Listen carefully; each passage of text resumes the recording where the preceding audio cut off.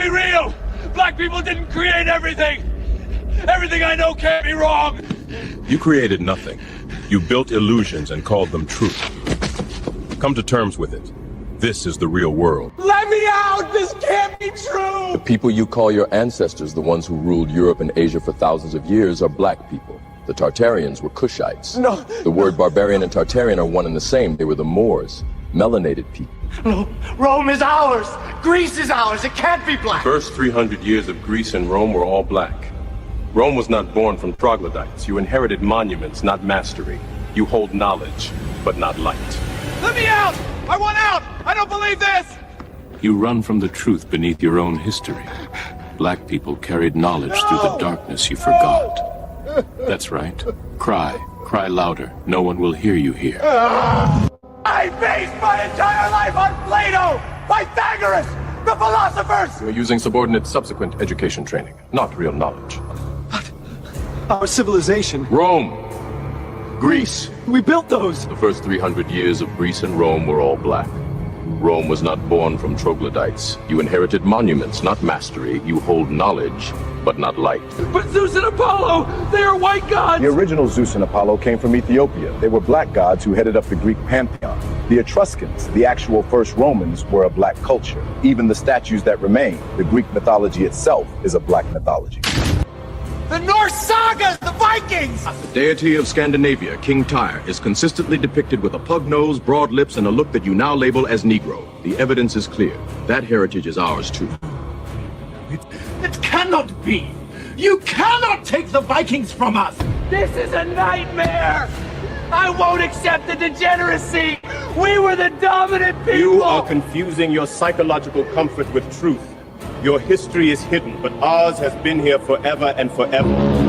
You were structured from dust and spirit, but the soul is gone. I have consciousness! I have feeling! That is the work of the renegade priesthood. You are nothing but a soulless bundle. You house a counterfeit spirit created by the evil demiurge. No, I am not a copy! It cannot be! You are the created people. I'm not a usurper! I am not a plagiarist! This is the Dark Ages returning! The Dark Ages were the result of the Egyptians shutting down the last temple. The Moors came and educated Europe. You are standing on a stolen legacy. Michael Sean and the Takeover Legends, where the truth hurts. Michael Sean and the Takeover Legends, where the truth hurts, but also makes you laugh. Baby, tap in. Tap, tap, tap. We the worst records, baby! We about to create a perfectly horrible song! Y'all know I've been in the gym! And now all I wear is tight shirts, tight shirts, tight shirts, tight shirts, tight shirts. Yes, I do! Michael Sean wears tight shirts every day! I wear tight shirts cause I'm working out some. And if I wear the right size, you won't see none of my little cuts in my arms or whatever. Short sleeve tight shirts in any type of weather. People talking trans when they see me in the street. Your shirt's so tight, we can see your heartbeat. Man, clown me if you want, I'm sticking to my guns. And when the summer comes, it's gonna be fun. You can crack jokes and treat me like a jerk, but one day you'll see my six-pack right through my shirt. And even if I wanted to, I just can't stop. I just might rock an Ezekiel crop top. Whoa. Did I take it too far? What? Yes. Whatever. Tight shirts in the morning at work and when I grieve. I even wear tight pajama tops when I sleep. Tight shirts, tight shirts, tight shirts, tight shirts, tight shirts. Mike Sean wears tight shirts. Every day. Mike Sean wears tight shirts. We're in the building October 28th. Dr. Smith, after the Takeover Legends field trip popped off last night for Sarah's Oil. Shout out to Jay Blizzy. We'll shout him out when he gets on here. Hopefully he'll be on here in a matter of minutes. You never know. Doc, I know how your night was. How was the weekend, the entire weekend? What went on? What popped off? Did you something revolutionary happen? Did you change some policy in Temple University? Did you I never know with you. I never know. We had I be forgetting half the time. We did a 10-year anniversary, Christian Church of Philadelphia. We had a whole, banquet, pastor appreciation, pastor and people for Alexander Graham Houston Christian Church Philadelphia. That was big.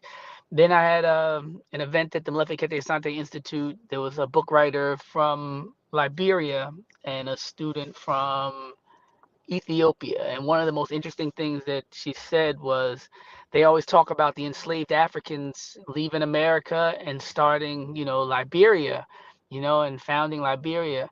And she was like, she compared it to Christopher Columbus because she was like, people were already here. And the same way that they do. Yeah, it hit me hard because I was like, it's not the perspective you get when you're in America. You always hear about these enslaved Africans that went, and got their freedom and went and started Liberia. And she was like, there was tribes there and nations there and people there, and y'all started like looking down on us and trying to impose like the Western ways of doing things. And they said it was a great battle, and they ended up getting pushed to Morovia. And I was like, you know what? That's why it's so vital to get other people's perspective, because it just opens your mind so much.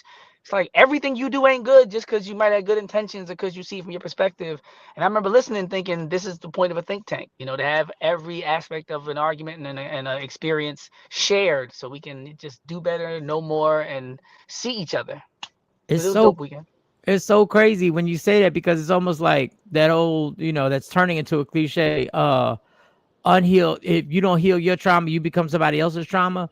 It's like people take the who they were oppressed by, then they find another land and use the same mentality that they've learned. And you always ask yourself, why doesn't anybody, when they go to a new land, go like, hey, this is your land, we'd like to be a part of it, how's it go? Like, how do we work under your rules? Like, what are your rules here? It's never like, hey, tell us how we can fit in here and how we can be productive in your society. Instead, we run. Human nature seems to run and try and bring what. But then not human nature, white nature, because back before the colonial process, you see the Olmec heads, you see people trading in the Americas, even the early Vikings. People were coming and trading and leaving. Like, people all over the world were doing that. It's like before whiteness in terms of colonial ideas and concepts of dehumanizing people, and after. Because before that, you know, in Asia, in India, in Americas, people were like, this how y'all do it? Oh, that's what's up. Oh, you got spices? Okay, see y'all later. You know, this is what we got. But then once people started grabbing people and deciding for people, yes, that leaked out into everybody. Because now we see all over the world people acting, I don't want to say like white people, but yeah, people, now we see other people acting like that, partially because they have to, because the people who acted like that started having so much power and weapons, right? Even like nuclear weapons. You can't not have it. You cannot believe in nuclear empowerment, but then you will get taken over by the people who have the nuclear weapons. So all over the world, it started to leak out. Like, as long as this virus, to quote the Scandal series, The Father and Scandal, as long as this virus is all over the planet, we got to lock our doors. We got to have guns. We got whatever we do. We all do it because the virus still exists. But sometimes you could pass it on, like you said, unknowingly. Yeah, it's crazy. Like I said, we never. Let's say when we're trading spices, let's say you're escaping from something. You're escaping from some type of terror. It seems like when you move on to another land, you then proceed to add the terror by wanting to take over, instead of saying, hey, can like I said, like I'm saying it in the simplest form. Hey, we're running from something. Is there any way we can stay here? And if we can, what rules do we follow? How do you guys have this organized? So we just need some escape, and a new place to live. I don't know. Well, the crazy thing is, Columbus, when Columbus described those indigenous people, they didn't even need them to act like them. They looked them out anyway. He said, these are the nicest people I've ever met. You can leave something here and go away and come back months later. It'll be in the same spot. They'll return it to you. They're the most peaceable people, beautiful people. They're laughing. They're the most giving people. So there were people on the planet who fully understood this. This is what I want to make sure I make clear. Right. It's just certain people, but once you get people who don't understand it, it's like a musical chairs. Once you know there's not enough seats, it's like, well, I got to sit down. I was coming in planning just to be a nice guy, but once you told me there's 5 seats and 50 people, now it's blood sport. All right, whoever missed last night, Jay Black made it all happen. Let's give a round of applause to Jay Blizzy. Jay Black, it was his idea, Lady Cool's idea. Let's show him comment that I was saving it. Let's show him was like Jay Black was right. It was so good. It was good. It was good. Hyping it. Listener appreciation. That's what it felt like. A listener appreciation event. All right, so while I'm watching a movie, I told some of y'all last night, while I'm watching a movie, a character comes on who's the white lady. She's a lawyer. She brings, I guess, a head lawyer or a doctor from the NAACP, brings that character on. And when I look, I go like, why do I recognize this dude? And I'm bugging. I'm like, wow, I really. And his first speaking scene, he's in a scene, then he has his first speaking scene, then he has a second speaking scene at the end. And I go like, oh shit. I do know him. That's my trainer who used to train me in Dallas when he had me in tip-top shape. And I should have got the picture on the shape he had me in. And he was acting back then. He was doing commercials. First, he was doing commercials that would just pop on locally. Then he started doing national commercials. And I would see him and I'd bug out by there. And I always would mess up his first name, Selase Botchway. And I'm like, there goes Selase. Selase is up there. So I moved from Dallas and he continued, and I would see some of his commercials here. I would see him pop up on major national commercials. I'm like, oh, he's still doing it. When I saw him last night, I said, you got to look at the entire, that's him right there. Yep. Okay, Right there. yeah, he was the one with the hat on, the big, and the glass, and he looks like another actor, and I can't think of his name. In the movie, he looked like another. Well, he looks actor. like the guy who did what's it, the Green Book movie, right?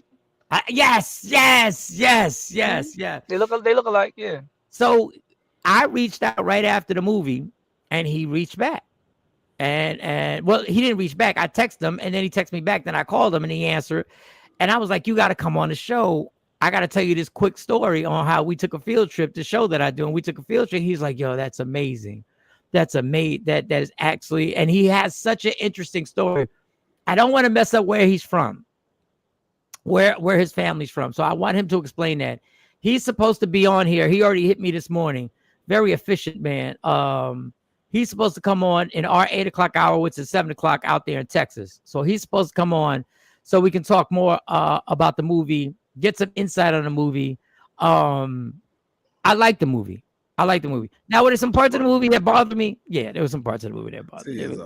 Is it based on the truth for those who haven't seen it? Inspired. Say inspired. It's inspired. It's the word by true events. Inspired by true events. That's Let's be clear. Next level. Her family fully supported and was a part of the process.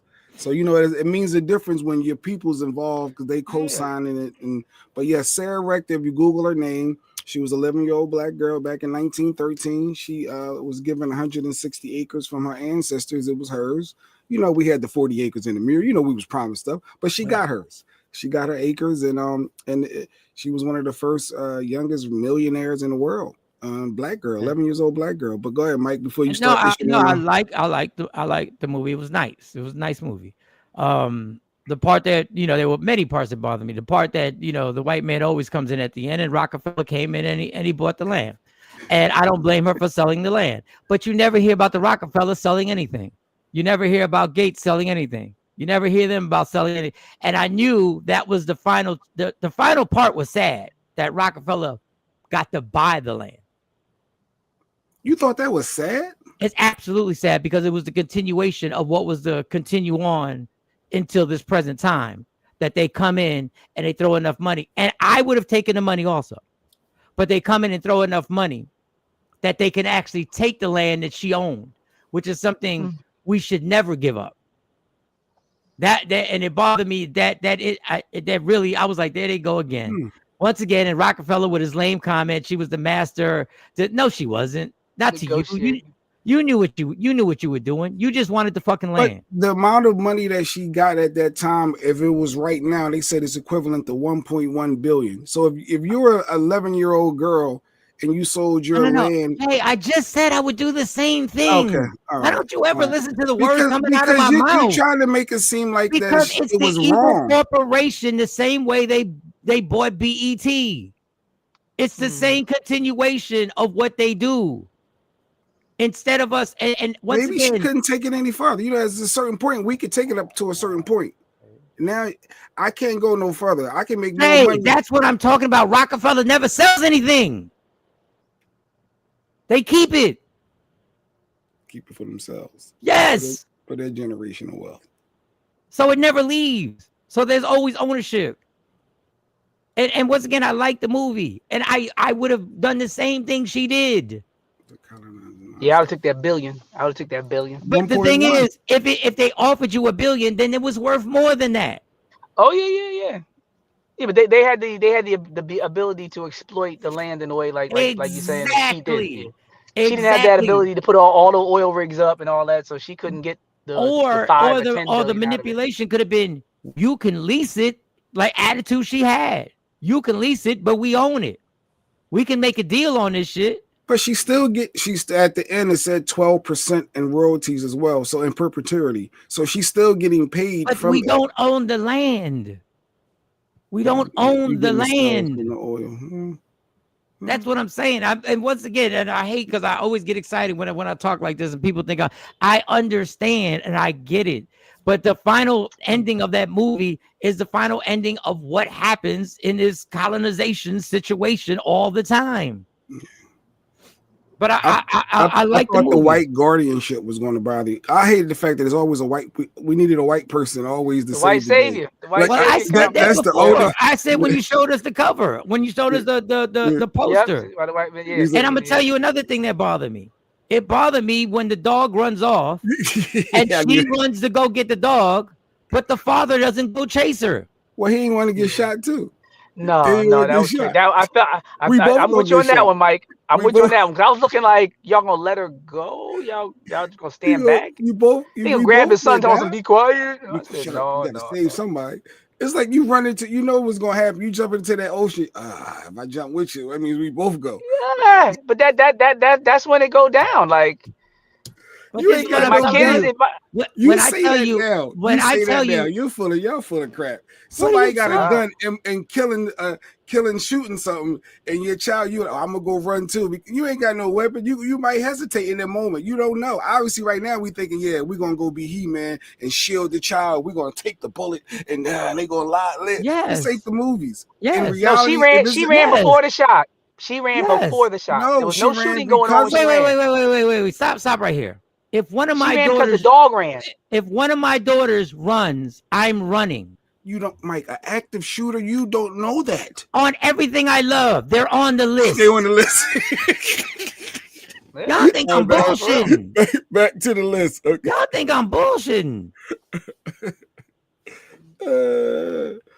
Like I'm running. Your instinct is, what are you doing? I'm running. That's my daughter. I'm running. And it bothered me. And once again, this is why I say inspired. So writers get a story, and then writers have to write a movie, and they have to put these scenes in. That's the shit that bothers me. I like the movie.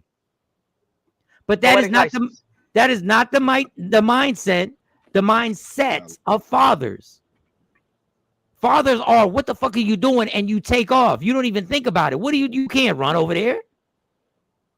I'm just saying, in real life, in real life, Jay, why you keep saying in real life? If your daughter, when bullets are flying, so what you're saying is that if a certain level, you don't know in that moment. We all have a plan until we don't have a plan. And there was no bullets flying. Y'all got to tell the story right. The dog ran off. That's why the daughter ran. It wasn't because of gunshots. The dog ran off. And then the daughter chased the dog. Then the dog got the gun turned on the dog, and then the dog got shot. So the bullets didn't start. There was no bullets flying. There was one bullet. Went right to the dog after the daughter already chased the dog in. When the dog ran off and the daughter ran, the dad should have ran or should have grabbed the daughter in the first place and had it. Listen, Jay can say whatever he wants. All three boxes, when one of their kids would have ran right after him. So stop. My grandpa gave away TB his part of land down south. My family owned hundreds and hundreds of acres of land in the Carolinas, and the newer generation won't keep it up. Same story every time. Yep, that's the other side of it. The other side of it is sell it or end up losing it, because a lot of people end up losing it with tax liens and everything else. So you can do something with it now while somebody's offering you something. But she said keep y'all it can up. Fight about it. Y'all saying fight about it, upkeep. But upkeep, you got to do the upkeep. But they don't pay the taxes. I'm literally researching tax liens now because I see what's coming with Trump. People are going to lose their homes. You can get a tax deed or a tax lien, maybe for $600, maybe for $2,000, And between foreclosure and if it doesn't go to foreclosure, if it's already paid for, you might be able to buy a house for 90% less than the value of the house because people don't keep up with the taxes and the payments. And the one part where she says they're killing kids when they killed the 2 indigenous kids. That's what Queen. They're killing kids for the land, and I'm sitting there thinking of Gaza. And I'm thinking of what's going on right. Yeah, they're always going to kill kids for the land.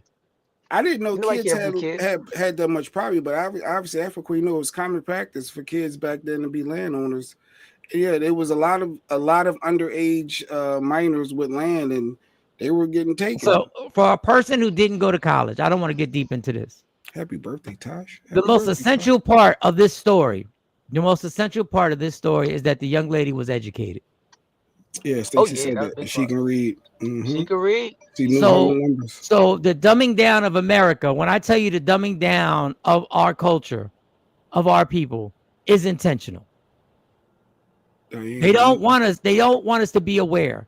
And maybe your awareness will come from college. Maybe your awareness will whatever reading, Mike. Wow, awesome. That was the essential part of her being able to fight these people. Yes, that's who he reminds me of. Reminds us of. But all in all, it was a good movie. It was a good movie that people should. Good acting. It's a good movie that people. Well, let's find out. Let's find out if it was a good movie or not. Let's see. Cheers the rap professor with Takeover Legend, the whole crew. We went to see Sarah's Oil. Woo! The movie is amazing. November 7th, right? November 7th. What we going to? What's the name of the movie? Sarah's Oil. It was amazing. Cheers. Yeah. Woo! All right, that was one clip. Look at the squad. Oh wait, there's another clip. Was that TV? Back in the day when I was little, my mother used to do Troublemaker video. No, don't take troublemaker. Troublemaker, all the trouble. Video. Oh, it's video.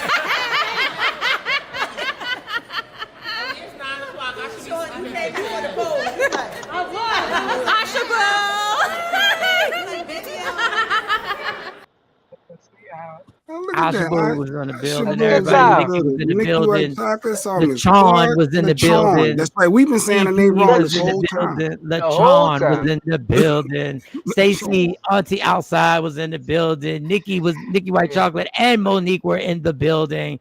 So shout out to everybody who came out. Our first successful, our second get together. This is our second. This is our part 2. Our first field trip was last year, the comedy show and jazz festival. So thank y'all. I hope everybody had a good time. I want to know where Cousin Ash was at. I want to know where Queen Born was at. I want to know where Ashley Newman was at. It was the babysitter. I think KT said KT, Shelly. I think it was Shelly. Oh, I'm having FOMO. Yeah, you wasn't there. Matter of fact, I'm playing one more since you were missed, Shelly. All right, y'all. It's the Takeover Legend field trip. Well, this is the actual first field trip. We got together before. It was for Sarah's Oil. Shout out to Jay Black. He claimed he got us all the tickets, but we found out that shit was free. And wide open. I'm trying. God damn, y'all women is a pain in the ass. That's the whole crew. All right. So, did we wait. Because you got an intro to video, goddammit. Jeez Louise. I just texted one of the actors. He texted me back. One of the actors that was in the movie. Real talk. All right, did we like the movie? Did we like the movie? Yeah. Go see it.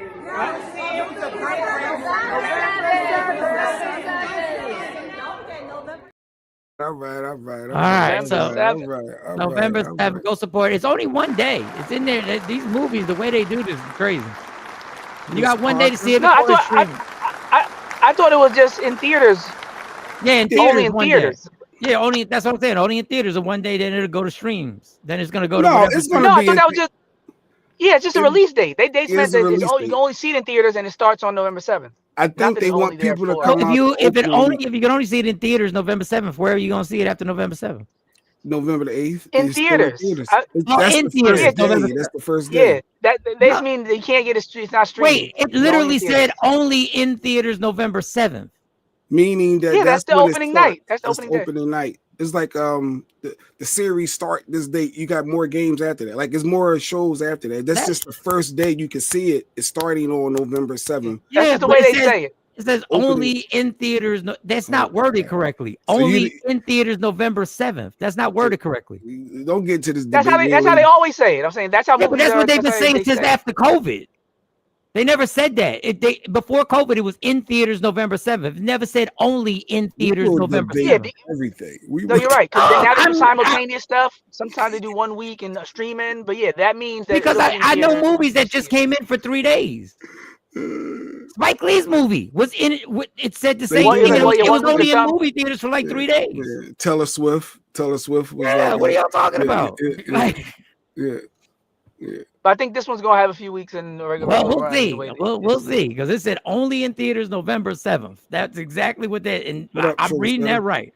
I'm in New York. I had to take the day off work to help my dad. Okay, I got you. I spent this day with him. God bless. God bless. Girl, you know, Jay Black in Tennessee. Yeah, I was looking for everybody. It was, I was looking for my. You good. People. The TP was the problem, but it's all good. TP, she's talking, just laughing. TP is the problem, but it's all good. TP wanted. Yeah, TP just.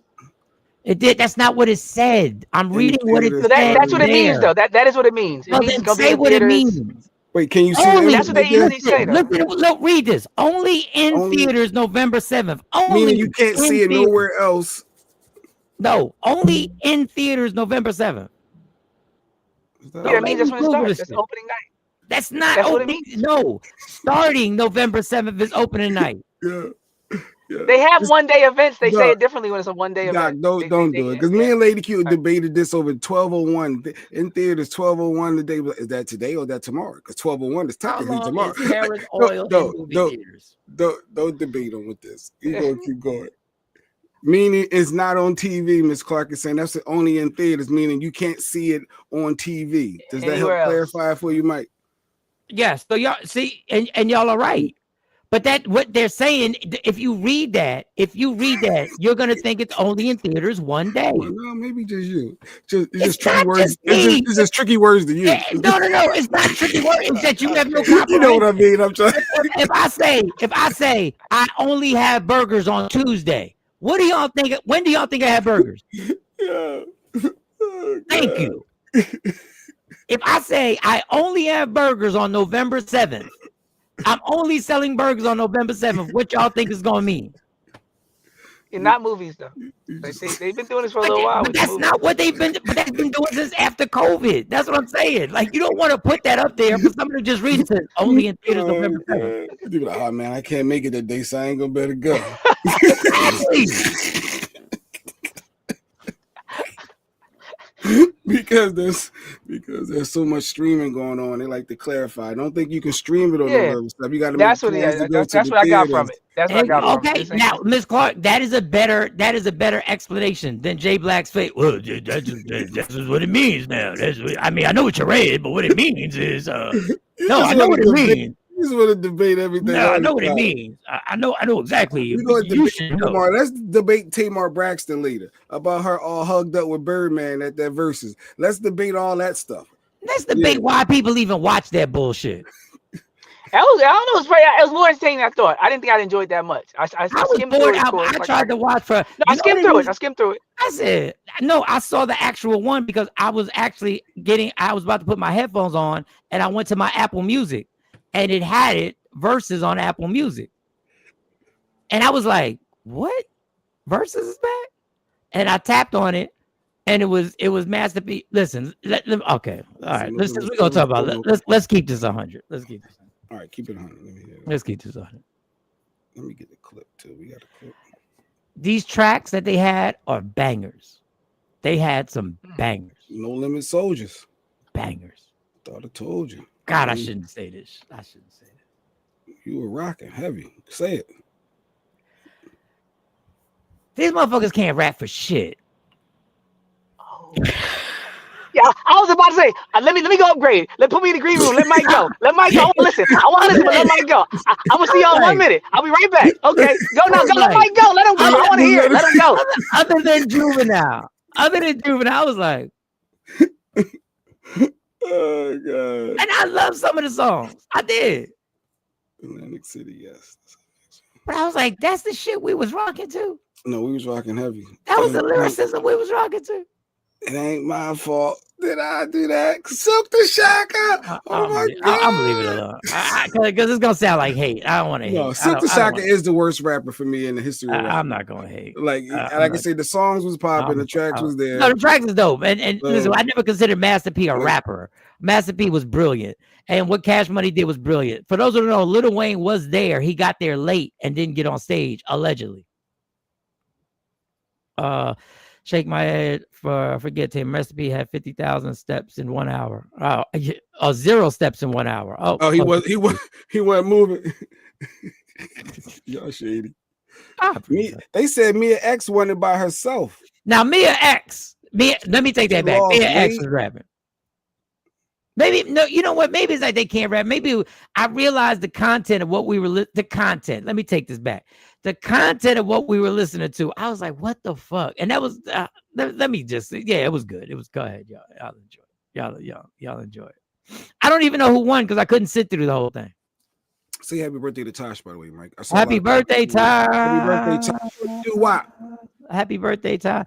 And you know what I also realized? You know why? Happy birthday, Tosh. You always look out. Go ahead. Do you know why I couldn't watch the whole thing? Do you know why I couldn't watch the whole thing?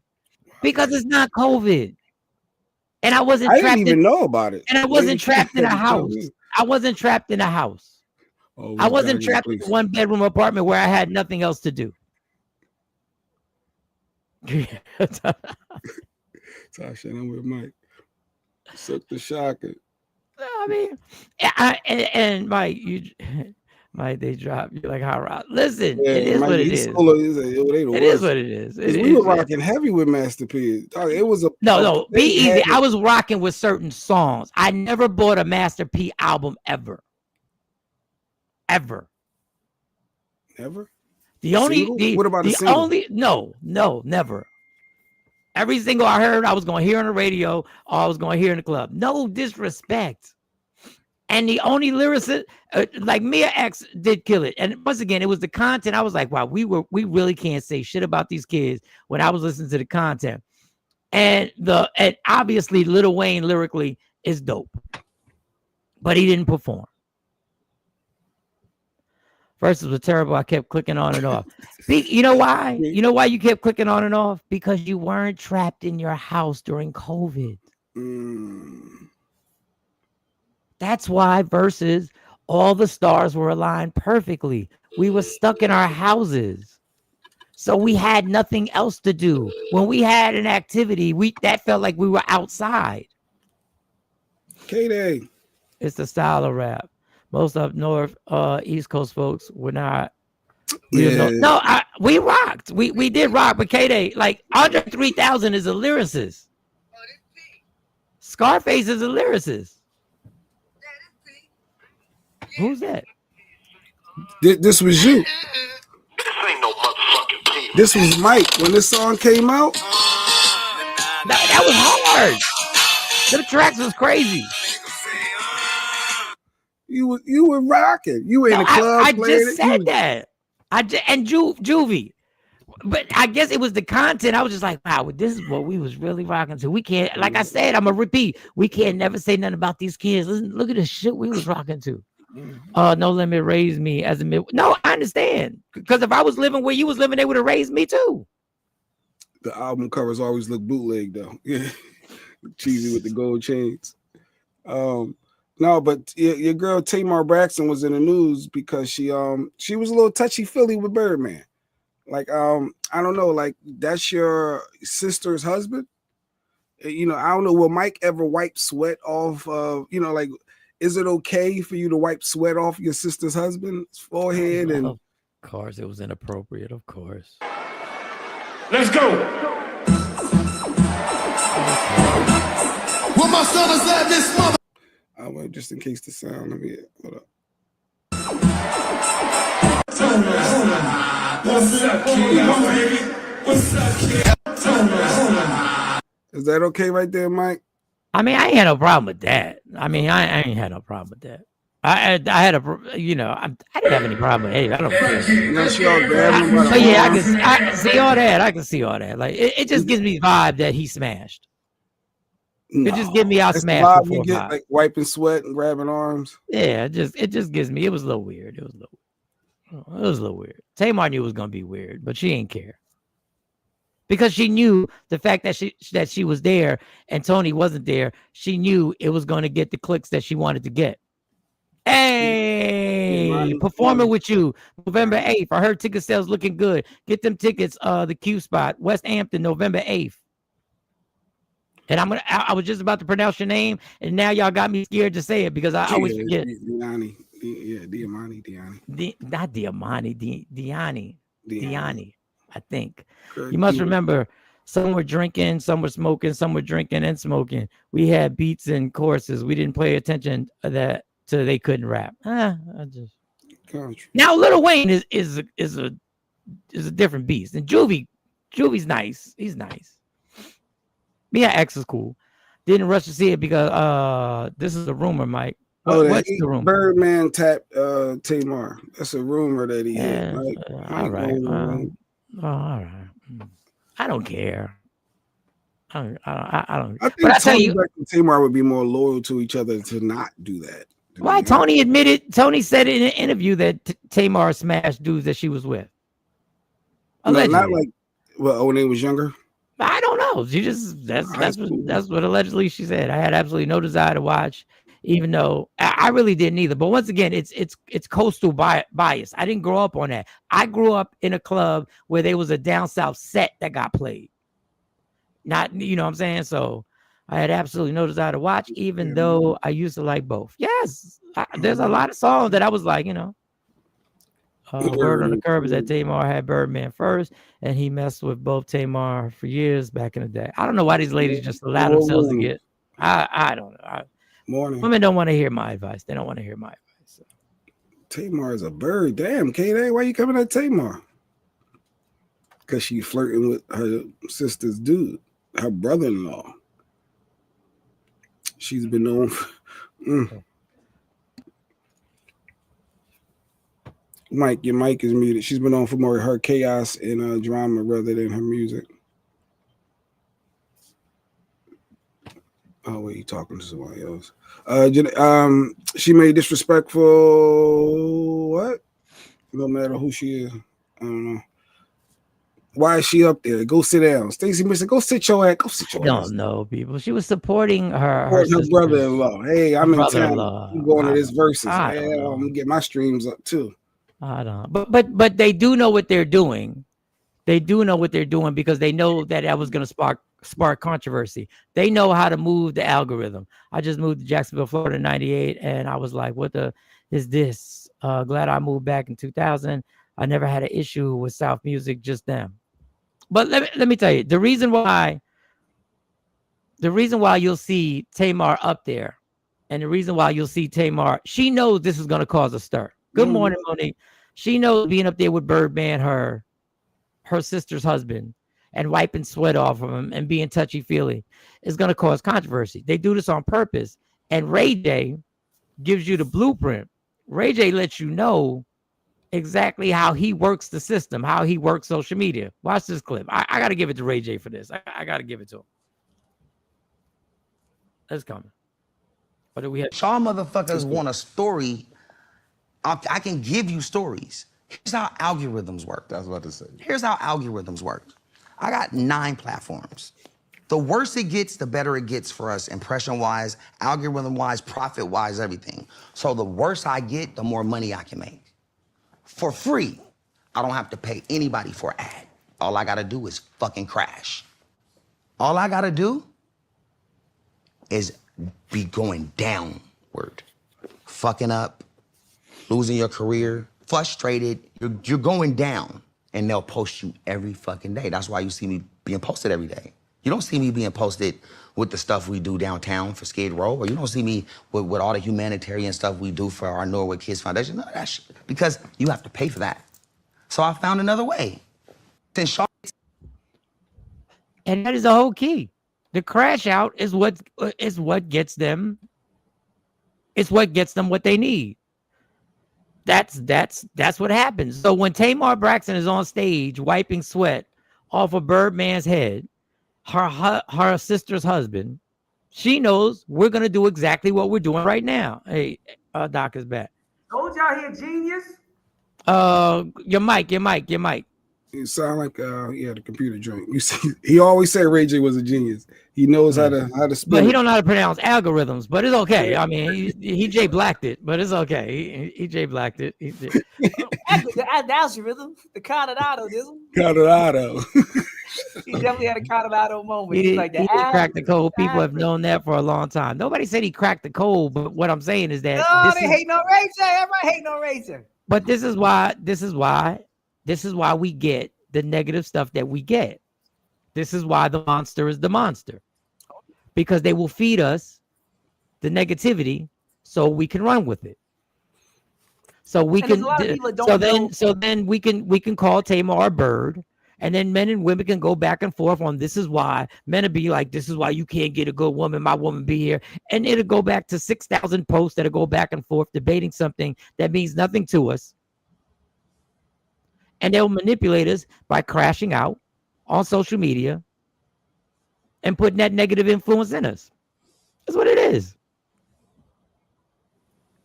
I guess it's the same way why when I listen to verses, I go like, this is why our culture went the direction it went, because this is what was prominent. This is what was being pushed down our throats, no pause, by radio stations, by companies. This is why the material that could be played on urban stations would never be played on white stations. This is why they would pick and choose what songs they would let their kids hear and what songs we played for our kids. Yeah, and a lot of people that weren't rap fans got involved. I think even with the beef, that was a major thing. Like back in the day, we used to slap box on the corner, but somebody else would ride by and think we were fighting. And that's what happened with hip hop. Other people that didn't understand the competitive nature of the sport, they would view different aspects of it and they would cling on to them because they were controversial and they created spectacle, but they didn't understand, like, because they can't talk about who won versus, because I can tell you at least 3 reasons why it's a definitive winner. Some people are saying it was a tie, like not a tie at all. First of all, you could argue that Cash Money fully assembled is arguably unbeatable. People would have like a Wu-Tang debate. Like you really got to go hard to be like, what crew can get up there with Cash Money simply because of Lil Wayne. But once you take LeBron off the court, once you take Steph Curry off the court, you know this conversation is wildly different. Second of all, nigga, appearance matters. Master P knew he couldn't rap day one. He said, I'm going to do everything else. He said, check these album covers out. Look at these outfits. Look at this big ass tank. Master P knew we got to focus on a lot of other things. Matter of fact, I need 20 people on this track. Master P showed exactly who he was the whole night he's doing the Stairmaster. He was doing that Stairmaster move the whole night. He said, we're going to have the energy that they don't seem to have every time we pass to them. We're going to have matching outfits. They look like they had outfits just for that night, unless they're about to announce the tour, Cash Money No Limit. But I'm saying they had brand new outfits. Usually when you see these old people, Busta Rhymes said it too, you can't be around these young guys looking like you washed up. Like Nas said, some of these pioneers be them crackheads, missing chain, a silver chain with a silver piece, missing teeth. Like you can't be out here like that. They understood the assignment and they was like brand new jackets, brand new, maybe moissanite, maybe fake chains. Some might have been fake chains, but we got to go out there drippy and shiny. They the bling blingers, but watch how we do it over here. They understood what they needed to do and they were on the same accord. Their performances were together. Juvenile goes out there and no one really repping him and holding him down with the overdubs at the end was BG. Like, no, they just had Snoop Doggy Dogg come out and do what's arguably, I shouldn't say this as a professor, one of the top 100 rap songs in history. Because of Rob. I forgot how good those verses were. Yeah. I forgot. It's like Knuck If You Buck, right? Knuck If You Buck, when the girl comes in, it goes up. With this one, every verse, even when Snoop came in his verse, they all killed it. After that moment, when Snoop leaves, he's like, fuck these other niggas. They had to come and bring back that ass up a different way. They should have understood we have a banger. We have something that can argue in that, but we got to all come together, Cash Money like it's a bling bling video set, walking on the bridge with our white teeth. They didn't do that. Birdman didn't even look like he was 100%. They talked about he looked a little inebriated, right? Like that's why they lost. They should have won. Cash Money should have won, but with no Lil Wayne, no camaraderie, Juven up there with an Amiri shirt and Birdman up there looking like Big Bird with the yellow. Y'all not even look like y'all came together or even had a conversation before y'all came out here. The performances weren't in sync. Energy wasn't as high. No limit. Al-Shaboub said that's why I don't pay these people any mind. They don't influence my life, pay my bills, and I'm certainly not going to help them pay theirs, especially since they put out this negative nonsense. And listen, everything Doc said was right. That's why it bored the shit out of me. Everything he said was right. They wore big chains. He was like, where's the reps? They wore big chains. They did all the buffoonery. They did all the buffoonery they could. And maybe that's why I was like, I'm good. I tried. I listened. Okay. Yeah. It was good for what it was. They got some bangers. They got some songs that make you do this. They got some good hooks, and whoever produced it, whoever's the real producer, because sometimes we'll never know who really produced it, whoever set them bars up, whoever said your verse is going to come here and your verse is going to come here, and then when I drop it, the beat's going to change here. That's the person who manipulated your whole vibe. That producer who puts everything together and says, this is what we're going to do with it, change the whole vibe. Nuck if you buck. If you say that without that beat, I would have been like, what are you talking about?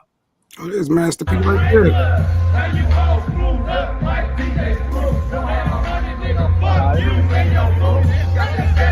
Yeah, that looks live right there.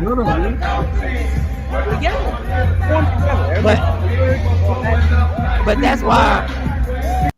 All right, but that's why when we talked about it on Jonesy, I said, Jonesy, I can tell you, I am not the person to judge this, even though I just judged it. But on her show, I said I'm not, because some of these songs that they were doing, I know a lot of people are going to say were classics. And I only know 12 songs between both of them, not including Lil Wayne, between both of them that I rocked to at a club.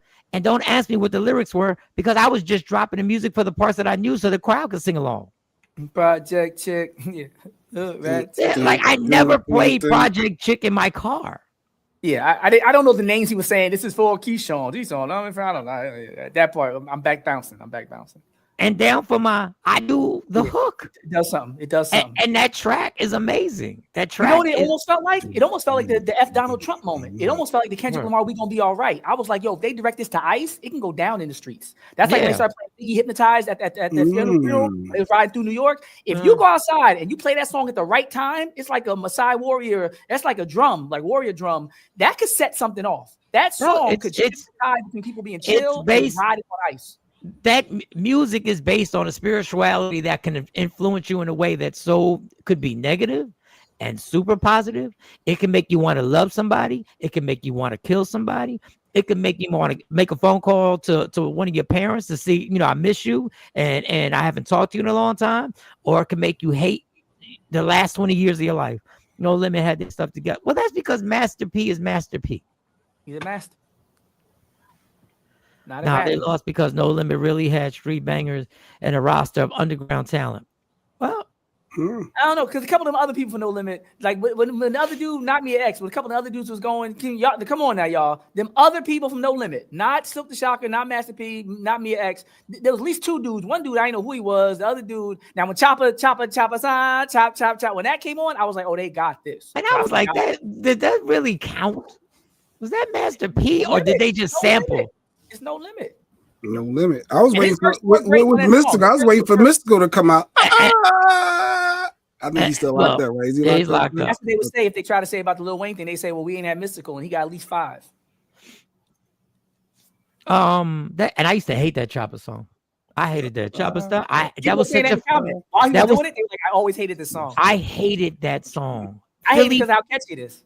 Philly played that song forever. Oh, yeah. They will play that right now. Oh yeah. Once I heard that, I would get up the dance floor. I was like, that was in the club. That was in the club. For years. Mike is right. For years. That would stay. Never stopped. That one stayed. That was that. They was out there shaking it. Jay was gyrating. That was LaShawn and TP in the clubs. They were getting it. Some songs never, it's like this or that, the Black Sheep. It's like OPP. You can always play certain songs. So Chopper Style is one of them songs that added to my drinking problem because I would go straight to the bar once I heard that song. I go, oh yeah. I'll take a break. I wouldn't even talk to the mic when they played it. When the DJ would play it, I would just, oh yeah. I was like, all right, let me go over here. Let me.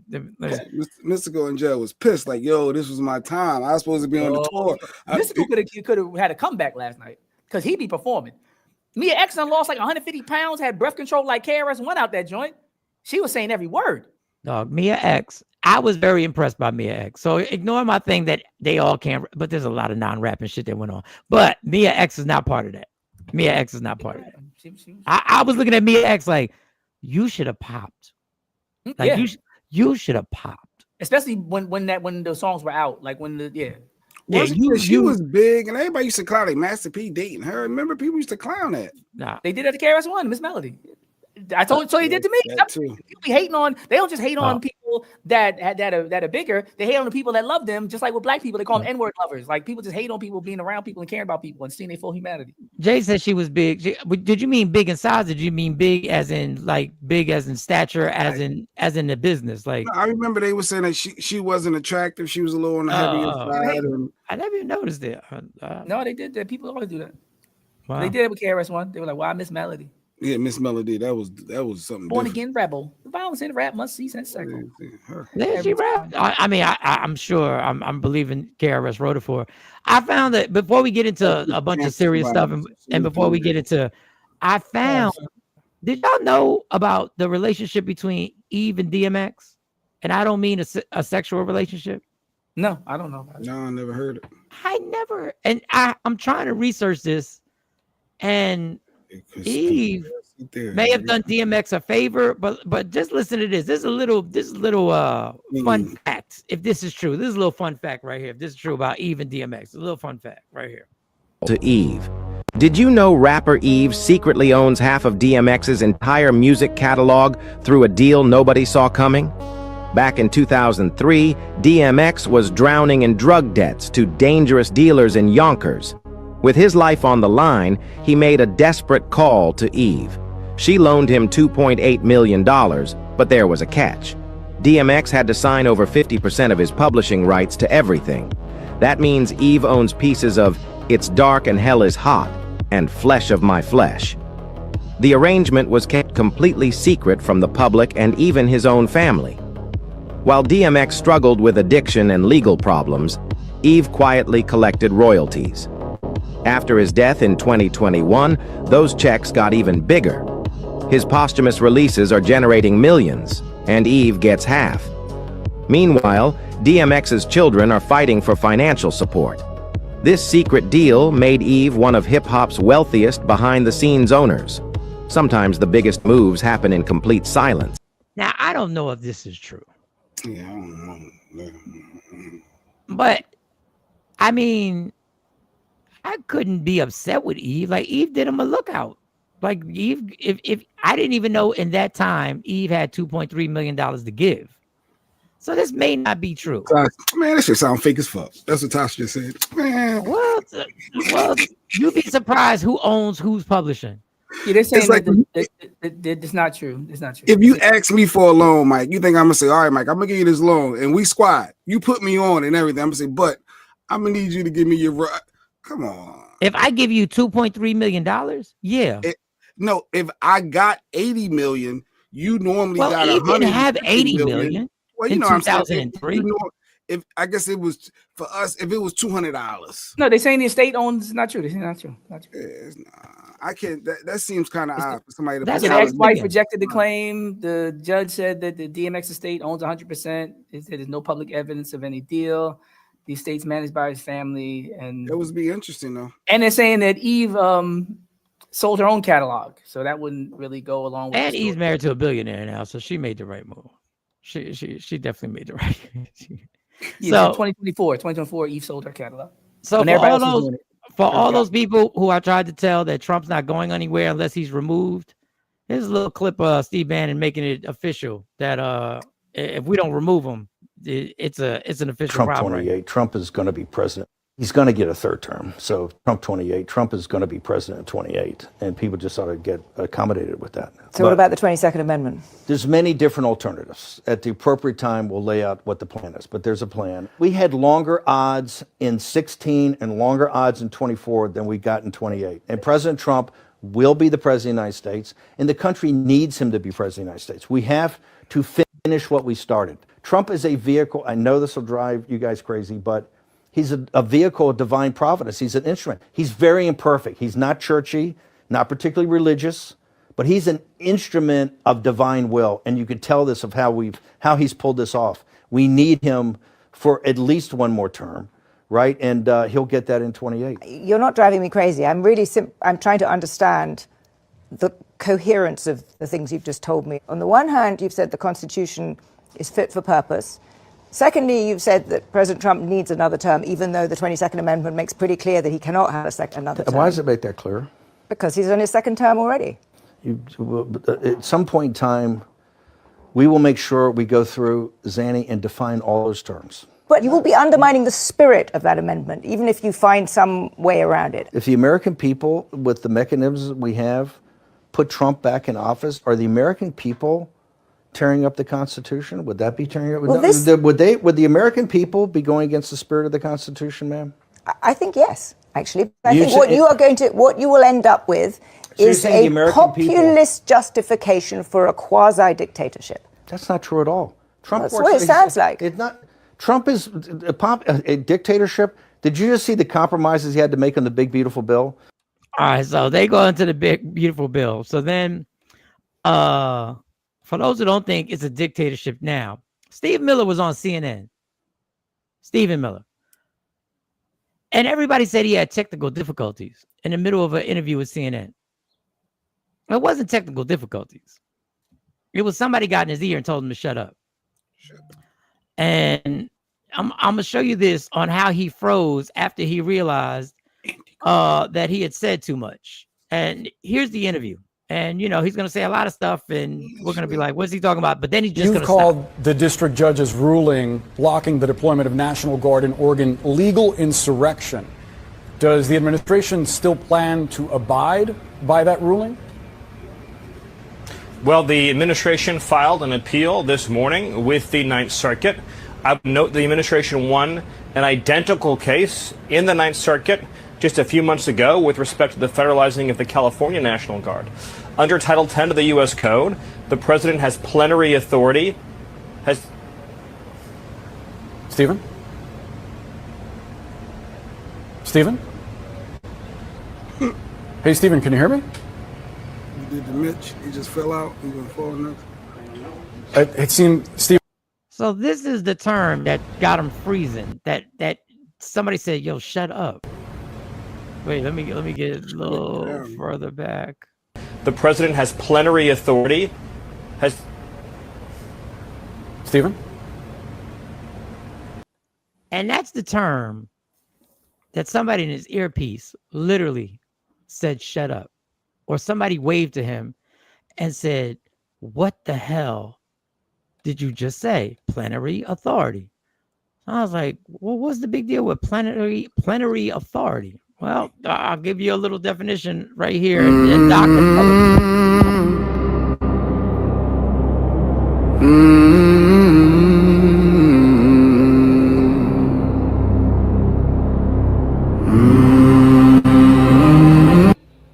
You've called the district judge's ruling blocking the deployment of National Guard in Oregon.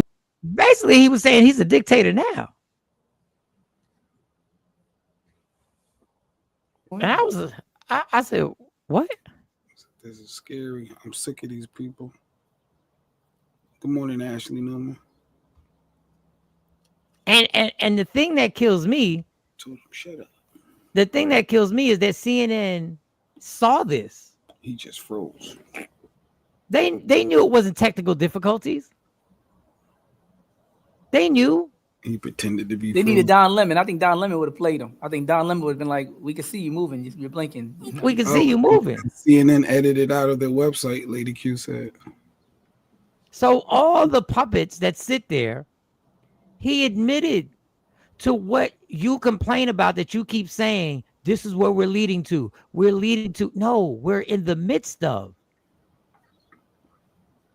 Y'all, if y'all weren't the puppets that play this game of getting checks to be on CNN and be a panelist and to make your money off of giving opinions, but not giving full opinions, not giving fully informative opinions, or I will say telling lies, that should have been the red alert. That should have been replayed on CNN twice an hour on the hour. But you ignored it. And you actually went on to say it was technical difficulties. Yeah. That wasn't this insurrection. Does the administration still plan to abide by that ruling? Well, the administration filed an appeal this morning with the Ninth Circuit. I would note the administration won an identical case in the Ninth Circuit just a few months ago with respect to the federalizing of the California National Guard. Under Title 10 of the U.S. Code, the president has plenary authority. Stephen? Stephen? Hey, Stephen, can you hear me? People, this should have been the biggest story going. This should be in commercials. But once again, the people that mock TikTok and mock social media, because it's bad and good, you can find it there. And I saw it live when it happened. Get better, Ash. It's sickening. Well, your guest is in the green room. They all know you just shifted gears. Yeah, I just shifted gears. We went to go see the movie Sarah's Oil. We all enjoyed it. We all enjoyed it. The issues I had are issues that I have with every movie that has to do with anything historical, and some of the things we pointed out. But this is a super longtime friend who was my trainer, but he was more than a trainer. But while he was my trainer, he was doing the acting thing, and he was getting, like I said earlier, he was in commercials, and these commercials became national commercials. And last night was the first time I saw him on the big screen by mistake, and I forget the name of the character, and I've messed up his name for 10, 12 years. Selase Botchway is in the building. Bring Selase up here, actor extraordinaire. Hey, greetings, everyone. I appreciate you guys having me on. First of all, congratulations. Congratulations. Yeah, I appreciate that. Thank you, young man. Thank you. Doug, first of all, this is a long journey you've been on that you're just starting. It's a long journey that's just getting started. We saw you on the big screen yesterday, and I was like, wait a second. The first scene, I don't think you talked. I saw you. And then I believe you had 2 or 3 speaking parts. And by the second one, I said, it's him. And I started Googling. In the movie theater. I said, nah. We're going to find this out right now. First of all, welcome. Thanks for joining the show. How'd you get the part? Tell us how you got the part. Well, my agent here in DFW, Linda McAllister, sent me the audition in, I want to say May of 24. And I auditioned with, countless other people from the agency and just maybe countless other people in the U.S. And from there, it went to a callback and then me signing a contract, basically, to go to Oklahoma for 2.5 months. In Tulsa, Okmulgee, and Bartlesville were the 3 locations that I was shooting in over the course of the summer. It was a good experience working with Sonequa Green and her husband, Kenrick Green, from The Walking Dead and Star Trek Discovery. And now she's on Blue Bloods on HBO. They're great Black actors, and working with Zachary Levi, Mr. Shazam. It was a really good experience. Now I got tons of stuff. I want everybody to know your background and everything like that. I want to get to that, so I'm trying to be as structured as possible.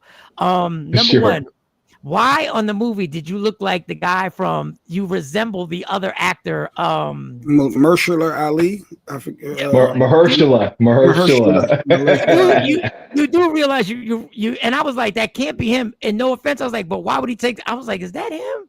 Has anybody told you that on screen? I get that sometimes, but normally I get the if Don Cheadle and Taye Diggs had a love child, I would be the culmination.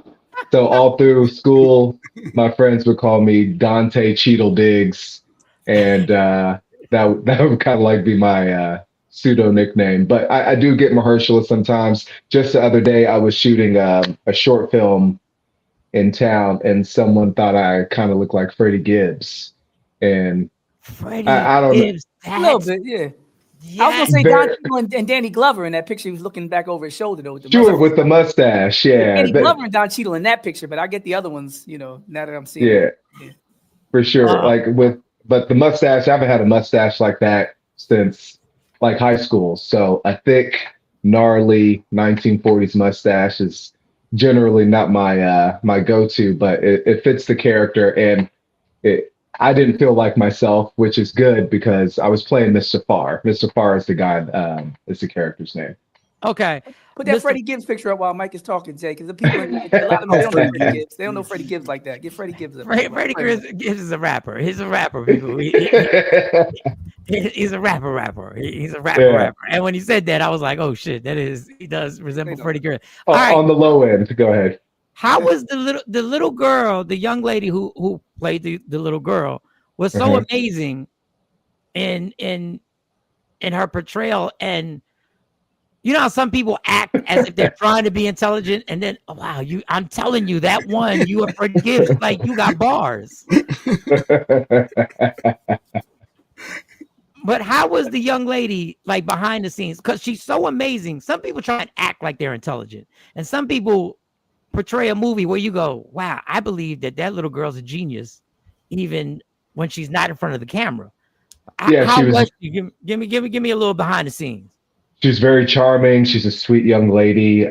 She'll have a beautiful career if she decides to stick with it. She was fun to be around. We got to play games with each other, and she's a character. She's really sweet. So it was a good opportunity to be around her as well.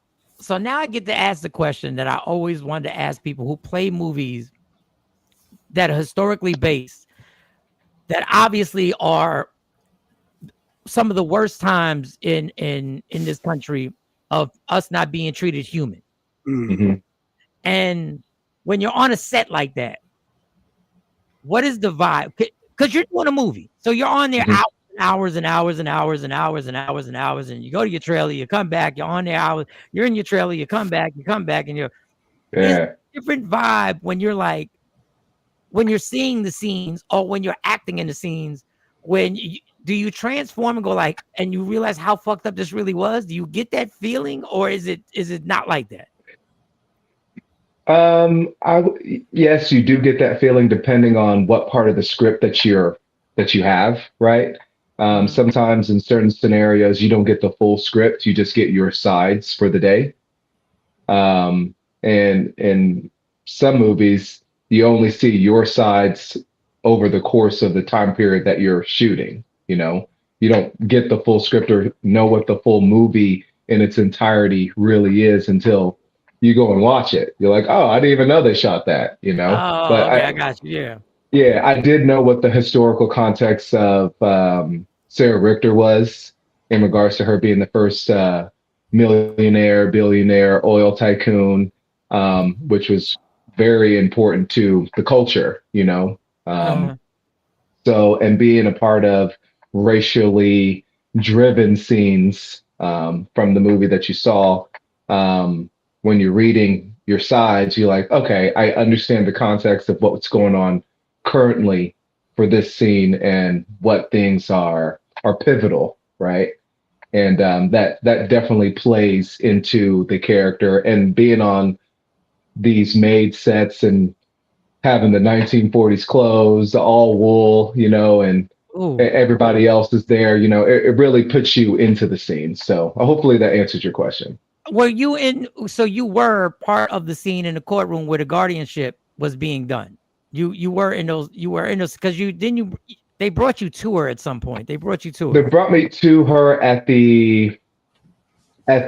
well, I wasn't in the very beginning and part of the Right. guardianship. I was not there. I was not technically in Yeah. the area yet, so Okay. not necessarily. So I did know those scenes were being shot because I was still in Oklahoma, but the aspect of the historical context for those scenes, I was not aware until I actually saw the film.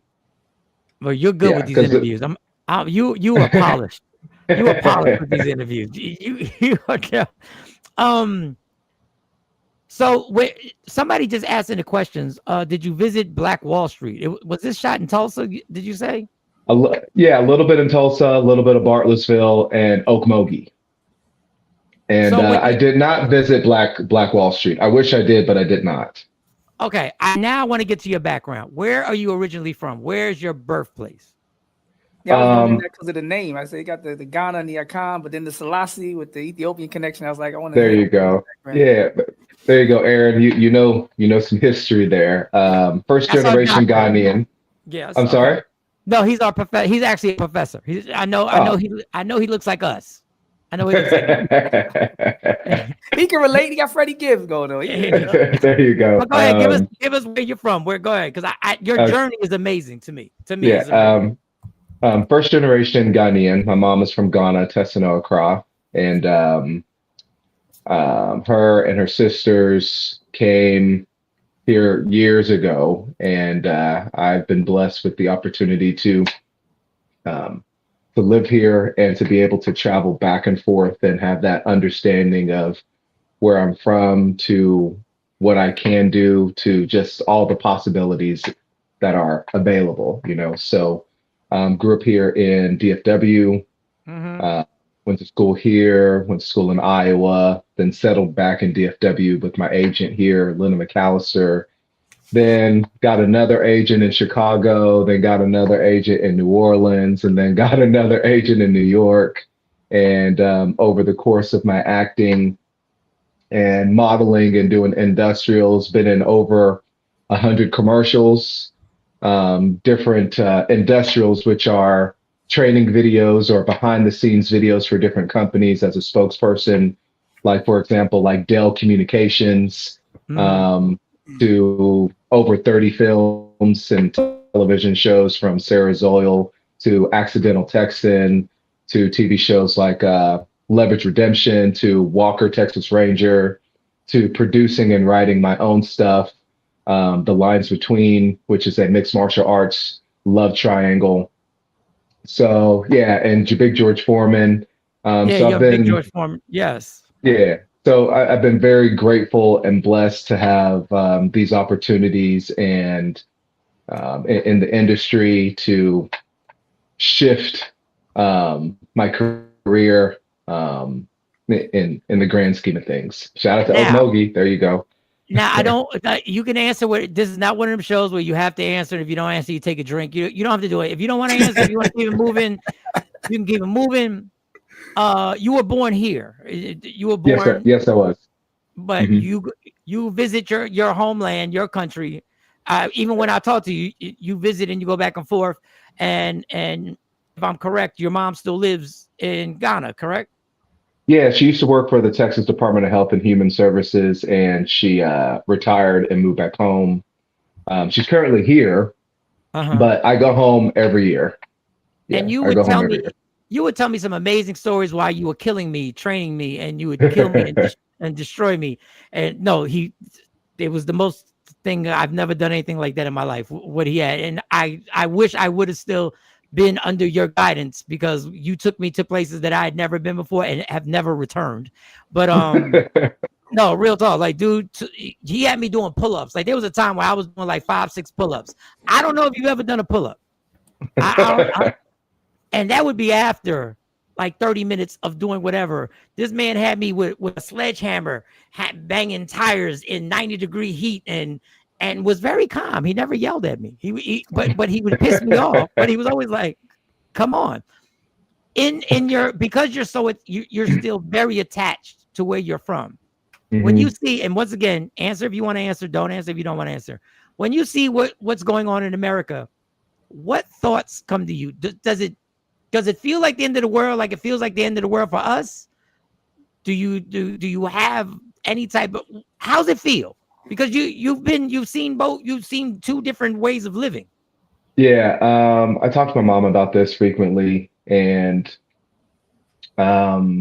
it feels very strange to be here in the US and have this type of racial fascist divide thing going on.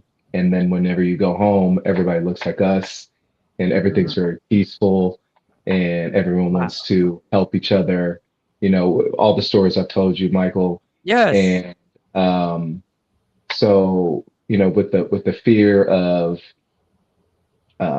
voting rights being rolled back and just different things in regards to the Black community or just minorities being rolled back to like the 1940s or beyond. My mom's like, hey, if things ever go sideways, you always have a place, you always have a home, you know, just come on back. I have my dual citizenship, I have my passports, you know, got my go bag. So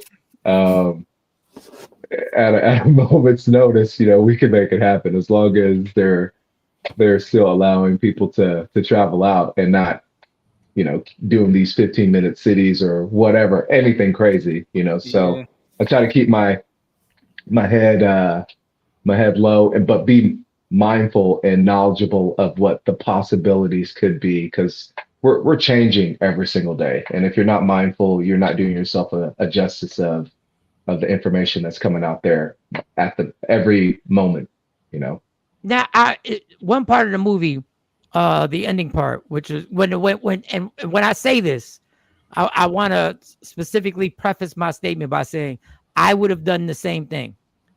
When she sells all the land to the Rockefellers, it pissed me off because it was one of those things. And then I thought about the stories you told me about land ownership that your family has. Yeah. And it was and I would be so fascinated about what you were saying because your mindset is different than the mindset that I was trained to, because you actually there is land ownership in your family. Correct? Oh, 100%, 100%. What's my mom's is mine. What's my grandfather's is all the grandchildren's, you know. Even here, that is how you're supposed to build the generational wealth. Don't sell it. Keep it. Give it to your aunties, give it to your nephews, keep it in the family, you know. Keep it in the family. Don't just try to get that quick dollar, because that quick dollar in the long run is not going to keep the roof over your head when things go sideways. It's not really worth it, at least in my opinion, you know. And I understood that at a young age, and I saw that from my grandfather and from my parents, you know, from my mom, my uncles, you know. So keep it. If anybody has the opportunity to have land or to have a home, don't sell it. You know, do whatever you can to pay the titles and the property taxes and keep it. It's worth more than what you really understand. Yeah, they got a loan against it, right? They say buy, borrow, and die, right? If anything, just yeah. And even in Africa, you know, like y'all can come to Africa, and I think a few years ago, during the year of return, they opened up the aspect of all diaspora individuals coming back, and you can purchase your own land there too. You know, like you're all from there. You know, you just have to put your feet there and have an understanding of where certain heritage is, and you know, build something else. You know, you can do it here, you can do it there. It might take a few different challenges, but it is what it is. You guys are from New York. If you can make it there, you can make it anywhere. in Philly. Now, question with the film. So Russell Wilson, the great NFL superstar that he is, and his wife Sierra was the executive producers. Correct. Yeah, I was curious. Were they on set ever? Were they a part of that process for you? They never saw their asses. They never saw their asses. No, I never saw her. I never saw him. I didn't even realize that they were a part of it until we were rap shooting, to be honest with you, you know? So, but it was cool to see them do interviews regarding it and to know that they were executive producers. That's really nice, you know? So I think that's amazing that I'm sitting here thinking that I'm going through some shit, and I'm blessed. I'm blessed. I'm blessed in where God is as providing and where I am in my life. But your mom actually, I've never had. I don't think any of these boxers or people watching have ever literally been to the point where your parent says, "Remember, if things go sideways, you can come back." Oh, So every conversation we have talking about that topic, she says that, and I'm like, you're right, and I know that in my soul, my heart, my spirit, 100%. No, that's how I can tell when people are from other places, have connections to other places. They have a different level of ease about them because they have options. Like, I'm out. You leave. When you can't leave, you act like it. And you see people outside, you be like, oh, that person can't leave. He don't. Or he needs to know, like you just shared, there are options. There are options available. People aren't aware of them, so they behave in a way that they're stuck in the borders of Changing America. the mindset. Yeah, because a lot of us, our culture is, hey, I got mine for the muscle. You need to get yours. This is my land. I'm gonna get a profit off this. You need to figure out yours, or don't come back here. You need to go out there and figure it out. Life be life, and figure it out. But he's like, nah, come back home. Whenever you want to come back home, this is yours. You got it. 100%. And if you can't do it by yourself, come together. What's it? A coalition of the wishing or a coalition of the willing. You know, come together with a few people that all have the same mindset and just go build something. Start a business out there. You know, it's the new Dubai, basically. You know, that's what. I heard it's the most optimistic place on the planet right now. They were saying in terms of continents, they said Africa has the highest level of optimism about the future and present opportunities in terms of business and life expectancy and quality of life. So like he said, when he said it's peaceful and people are uplifted, that's what they're saying. Absolutely. And there's money to be made, there's money to be spent, there's opportunities, there's no GMO food. You go there and y'all taking more control over those natural resources, Ibrahim and others, right? And y'all Anglo goals y'all got in Mars trying to take from Ghana. I see y'all getting more agency. Can you share a little bit about that though, having the African perspective of land ownership and people literally taking mining rights and resources? So I know you have a whole different perspective and a longer history of understanding that conflict. And when you came into this space with the film, you know, this microcosm of what people all over the continent have experienced for generations, where other people are trying to take your mineral rights and your land rights. Can you talk about that a little bit? You mean in regards to like other countries coming to Africa? Yeah, like the story in the movie is just like a small, example of what people all over the continent have experienced, since colonization started. People trying to take gold, take diamonds, all that. From my early understanding of it, I would go home and I would see like a railway, like commuter train, bullet train that was supposed to bring you from Accra up to the mountains or something like that. That would start to be developed, right? And I would ask my mom, what's going on with this? Why hasn't it been finished, right? And she would say, maybe this Chinese company came in and they started to do it and then they just left. You know, it'll be stuff like that. They would come in at times and start a project, pillage the land for the resources, not hire the individuals that actually live there. You know, they would bring individuals from their country, have it be Russia or China or wherever, and employ those individuals and then not finish the project, you know, and stuff like that just breaks my heart. And I'm like, we need to, and why doesn't it not stay with the community, you know, and have it be individuals here in the US or even individuals in any part of Africa, or maybe just, let's just say in the world in general. Sometimes you don't think about the long game, you know, and keeping what's yours and not selling out for the quick buck. And I think in some of those scenarios, whoever was running those companies or whoever was in power at that particular time was selling out for the quick buck instead of thinking about the long game and for the community. Like for this other example, like in Dubai, I've traveled to Dubai over the course of several years, right? Going back to Ghana. And in Dubai, you don't own land. If we're foreigners, we can all go and lease land, but you can never own it if you're a foreigner, Wow. right? You can lease it for, 50 years, 100 years, 99 years, but you can't give it to your family, yada, yada, yada, yada, yada, like that, right? That's how Ghana should be. I will lease you this land for X amount of years. You still gonna pay out. You can't give it to nobody else. And once this time period is over, you out. We're gonna take it back. For the Africans. And that was Thank you. And that was my point with the ending. That's why the ending of the movie. Go see the movie. I really enjoyed the movie. Sarah Spoiled. We all took a trip to the premiere, and November 7th, it will be in theaters. So make sure you go support the movie. That's what I was when listen, when she makes $34 million, we can't even fathom how much money that's a lot of money, just $34 million. But to bring it to what it would be worth now, what that equivalent to make it happen, that's astronomical. Correct. And she made money with the royalties. But even when you said the leasing situation, I would have felt better if she would have leased it to the Rockefellers. Yeah. Now, once again, people, I would have taken the money. I'm not I would have, because I wouldn't have known, I wouldn't have had the mindset of how do I keep this going? But if they would have leased it, I would have said that. I would have been like, okay, at least there's a time limit. She gets it, her family gets it back, and then gets to decide whether you want to renew the lease or if you want to now take ownership over it and do what you want to do for it.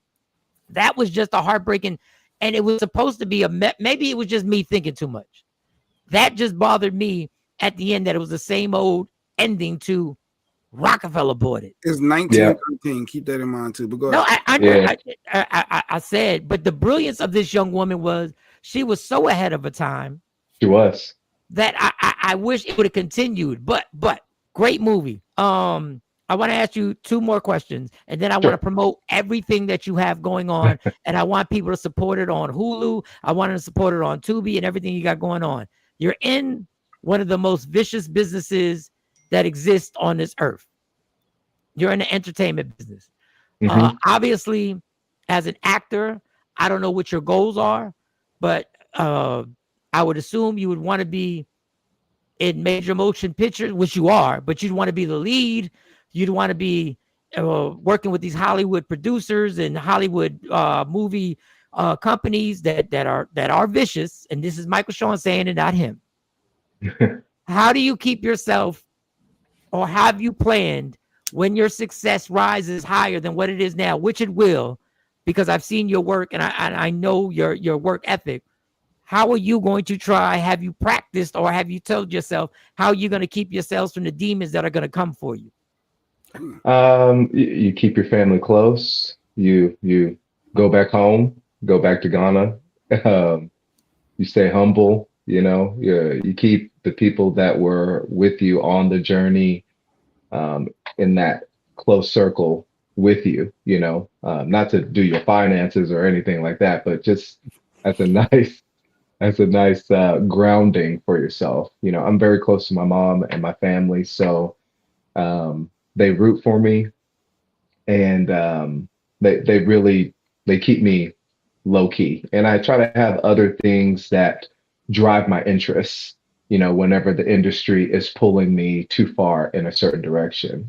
Since you've known me, I've been an athlete, lifelong athlete. Do marathons, triathlons that settle my mind, keep my mental clarity at check.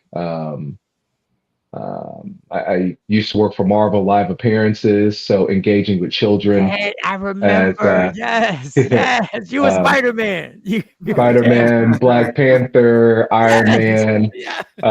Traveling the country doing anti-bullying programming and superhero fitness and all of the US tour dates for the films. So for this to be the example, I would be around like doing a US tour date for Homecoming, Spider-Man Homecoming, and I will go out, do some flips, fireworks just pop off, and then Tom Holland will come out in like street clothes or something like that, right? And then we would just travel to the next spot and do another meet and greet type of thing, you know. And I did that maybe for 15 years. So things like that, you know, keep you grounded, keep you humble, and it's just a human connection for sure. That for me. And let me tell you how low key he is, Jay Black. He's very dangerous. He's very dangerous with his hands. Oh, okay. He's very dangerous with his ability to keep that ass. No, he Hey, you just freeze up. First of all, I think this is the most deceptive thing ever. How tall are you? How tall are you? You're like you're my height. No, are you 6 foot? No, you're 6 foot. Yeah. Wait. I don't remember you being 6 foot. You're not auditioning for a movie here, homie. I don't remember you being 6 foot. I'm taller than you, Michael. I'm taller than you, Michael. I'm right at 6 I foot. don't know. We got pictures. We got pictures together. I don't. Yeah. I'll bring them out. And how much do you weigh? How much do you weigh? Like 165, 168, something like that. Dog, this man's a monster. Like, don't let this low key thing fool you. Don't let it fool you. I've seen him in the gym, and I've seen what he does and weight that he pushes. And it would be all these trainers. It was like a private gym that I would go to. And it was a bunch of trainers in there, and they was all husky, and they were good people. But nobody played with him. And I noticed that. And then he would show me things, and he'd be like, "Yeah, do this, do that." I'm like, "Well, you show me how to do it, because I need to see it." And then he would do it, and I'm like, "I ain't gonna do it like that." Like, I like the whole trainer thing. Like he was, and I'm trying to look for the picture, because if you see the picture, you can be like, "Yo, Mike, why'd you stop?" Because he had me right, and your discipline was so crucial. Let me tell you how right he had me. I would go play basketball on a Sunday and then go meet him to train. Mm-hmm. That is not the type of discipline I've ever had in my life. Workout before the workout. And yeah, you were really locked in, Michael. You were really locked in. I'll give you that for sure. And this is the one man who I did it like once or twice, and I never did it again. This is the one event that I tried to drink before I went to, and I never did it again. I never had alcohol again before, because it was a bad look. He was wearing tight. No, he had me wearing tight shirts. Real talk. Somebody asked, so you still a trainer now? Like, even though you got your acting bug and taking off, are you still training? I'll do some one-on-ones here and there, but I'm still certified in kickboxing, cycle, boot camp conditioning, and personal weight loss, couch to 5K stuff. I'm about to add into the belt my yoga certification, get my 2,000 hours in. Coming up in January. He got all the backup. He got a lot of jobs. He got a lot of jobs. As an aspiring actor, I always hear about I remember when I first joined the union, people were giving me advice, when is the right time? It says it's like going pro, you got to be careful. When I heard you talk about your journey, you were talking about having different agents. So can you talk a little bit about when did you know, and what was the process of getting your first agent? And how do you know when it's time to get another agent, or, to transition into working with somebody else in that regard? Sure. My first agent came long time ago. A good friend of mine, Tabitha Russell. She's a photographer, known her through acting classes and whatnot. She actually suggested that I go and audition for this SBC Global print campaign for the Summer Olympics, right? And I went in, I booked it, and then she said, put your name, or put the agency's name down as your agent. And after I booked it, the agency called me, we had an interview. And then that's how that first agency happened. And my goal was always to be able to talk on film and talk in commercials, because that's where the real money is. You can take pictures all day and do that, unless you're in Vogue or in Esquire, your checks are only going to be so big, right? But if you can talk, then that's where the real money is. So it took some time for that to actually happen, because these agents, or a agent, has to trust you, trust your ability to conduct yourself professionally on set, to remember these lines, to to do everything that needs to happen on set accordingly, because you represent them, right? So taking acting classes here in Dallas and other workshops around the country, and then building my portfolio from commercials over 100 to spokesman, to where I'm just talking to camera or doing teleprompter stuff like a newscaster or whatever, to film and television, So having these 3 different portfolios or demo reels gives other agents the ability to trust you and know that you're going to be good for them, well, right? 100%, and be able to do what you're presenting, have it be a spokesperson or the best friend on film or the dad in the commercial or whatever it is. You got to be versatile. And if you're a one-trick pony, sure, that might work for a little bit, but I want to do everything. I want to be able to, like I said, be the leading man, to be the killer in a film, to be the dad, to be the spokesperson, all the feathers in the hat. I want to have all the kettles boiling on the stove, So hopefully that answers your question. No, definitely. And I realize the mindset has a lot to do with where people end up. So hearing what your thoughts are about where you want to be and how you view yourself, I think that's that critical component that separates certain people from other people. So yeah, a lot of people just pigeonhole themselves in one category, and they don't ever change their look or understand that you can play something else, and I want to spread the peanut butter thin and get an agent over here, get an agent over here, because not one agent is going to facilitate all of your dreams, in my opinion. So what Doc is saying is he's been an extra and he's in your lane. He's trying to he's trying to see if you can look out. Can you help Dr. Aaron Smith? He helped me out a lot just now. I never think about changing my look and all that, but this is my trainer, and I ain't got a part in his movie. He's got a movie out, and I still don't have a part. We're gonna do it one by one, but real quick, we're gonna do this one by one. We did start a podcast together. For those who don't know what a vicious trainer is, now y'all gonna joke. This is huge for me. This is what he did to me in a matter of a few weeks. This is what this man had me looking like in a matter of a few weeks. And it ain't big for you, but this is big for me right here. Oh yeah, you was locked in, Michael. You was locked in. Looking tough. Look at this. Hanging tough. Looking tough. That's how chest he had popping, me. Arms popping. Look at you. That's he's where still under 6 feet. He still was under 6 feet. No, he's under 6 feet. That's why I thought he was 6 feet. When you get in shape, you feel a little bigger. That's 6'2" right there. Hold on, that's 6'2" right there. Don't play with me. You ain't want that problem right there, boy. Yeah, you was hitting the mitts. You was boxing. You was flipping tires. You was on it, bro. You was on it, bro.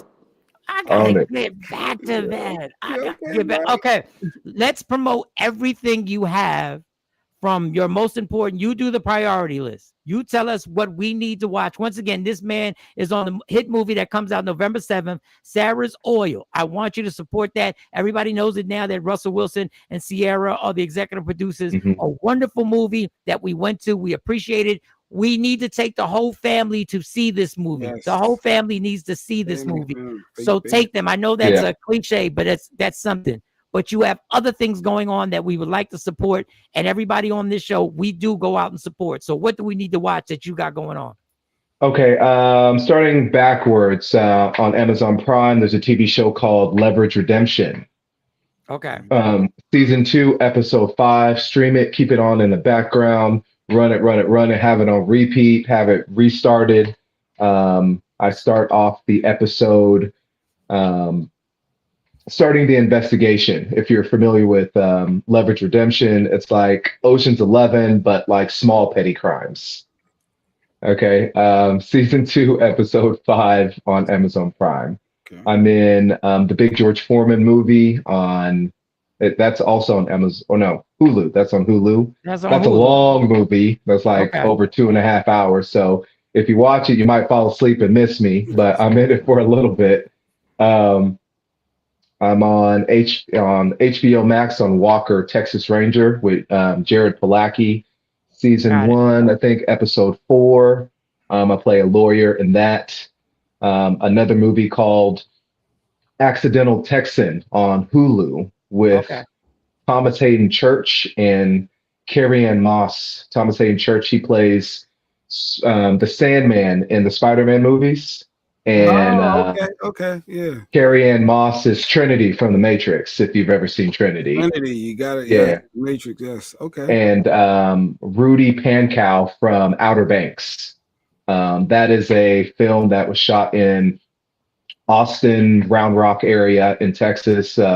Another oil-based film, and I play a roughneck on the oil rig. And Sarah's Oil, which is coming out November 7th. Later on this year, I believe this show's going to be it's going to be on Peacock. It's called MIA. I have a role, a co-star role, episode 6, but MIA is kind of like True Detective. Uh-huh. And that's going to be a new series on Peacock. And my film, one that I wrote and directed, called The Lines Between, underneath my production company called Gold Coast Films. That is a mixed martial arts love triangle. And quick elevator pitch: two estranged brothers separate at birth, and then they come together at an adult age to fight to save a loved one. And that should be out on Tubi either at the end of this month or beginning of November. And and last thing. That's crazy. You used to tell me about you used to tell me about the plot when we were working out. Go ahead. The last one. Go ahead. And the last one, I just finished a screenplay that I wrote and should be going into pre-production at the end of this year to shoot in 26, called The Lesson Plan. And that is a revenge story, basically. If you ever watched Dexter, you guys familiar with Dexter? Yeah, definitely. Yeah, so little revengey, plot driven, I'm gonna come back and murder you type of stuff. So I get to play a dark character, and as a creator, if you're not getting the opportunities to read for certain things, you have to create them yourself, and this is something that, along with The Lines Between, the film that I wrote and produced, another passion project that will be out on a platform later on in 2026. After I shoot it, I'll do a screening, and hopefully you guys can come out to it. Hopefully they could be in it. They can be in it. Yeah, we have the same thing. They have credits. They have credits. I'm waiting for the casting call information. That's what I was saying. There you go. Maybe I'll send out some casting, and you can do a reading for it, or maybe you can be a detective or a news reporter in it. There's gonna be a lot of roles for sure. Yeah, they both are. Mike has credit, and so does Doc. They both have been in different shows. So Jeanette said, yeah, for sure. So the movie about the brothers hasn't come out on Tubi yet, right? No, it hasn't come out on Tubi. It's with Glass Slipper Pictures. So I'm just waiting for the green light. They're putting it through the bells and whistles, and hopefully by the end of this month, beginning of November, it'll be out on platform. Well, we got some liars on the show because Jeanette said she saw it already and it was good. I don't know how she saw it. You never know what they streaming, what she got. Jeanette said it was amazing. No. She it was awesome. She said it was great. She definitely didn't see it because I know it's not out, but I appreciate it. His IG is right there, Tosh. This is his IG. Is what's that? Darkston Gable, like Clark Gable, but dark skin. Darkston Gable, just a play on words. Yeah. Linda McAllister. Yeah. I saw earlier someone wanted to know who my Chicago agent is. It's Promote Talent. Promote Talent is my Chicago agent. No, you busy though. That's dope. But yeah, definitely get the casting stuff, Mike, because I think you and Doc have an opportunity. If he's shooting, looking for talent, you guys have been in different stuff, and I think that'd be dope. Why not? This is how we get on. We help each other out, right? That's what he said. Absolutely, absolutely. African way, you say. You share with yeah, we all we all have to work together in order to reach the mountaintop for sure. How do you manage your money though? Wait. Okay, wait.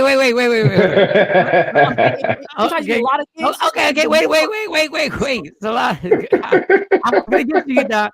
So I just want to tell you, I did not know you were going to be attacked for us to get jobs. I didn't know when we did the interview. That we were going to try.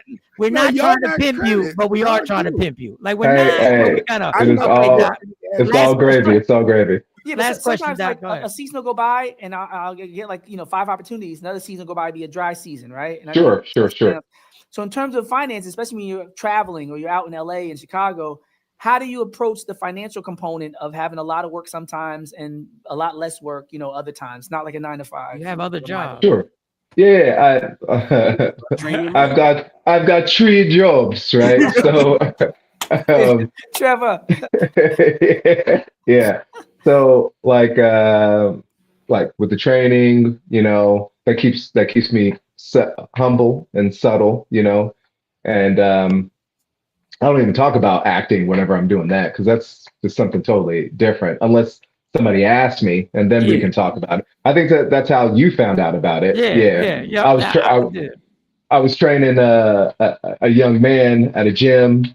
Saw Michael. We started chopping it up, and then maybe 2 or 3 months after me knowing Michael, he was like, "What else do you do?" And I was like, "I also do this other thing." And then so Marvel stuff comes in regards to source of income. Sometimes I do private events in regards to hosting for different corporate entities, doing team engagement.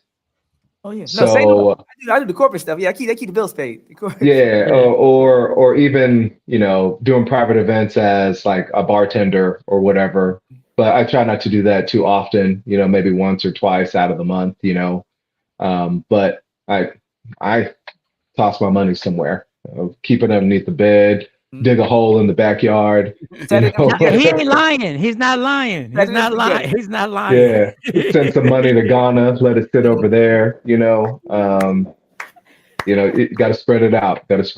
And I try to keep myself accountable for my monthly finances. And I've been doing this for a while, so sometimes a good portion of the time I'll have random residuals come in or just whatever. And I think Kevin Hart said this, and I'm not going to quote it correctly, but I was doing something along these lines from the beginning.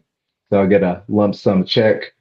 I chop half of that and I put that in the bank accounts. Then I chop that other half and I put that into a savings, and then I just keep that quarter. And then I live off that quarter, if that makes yeah.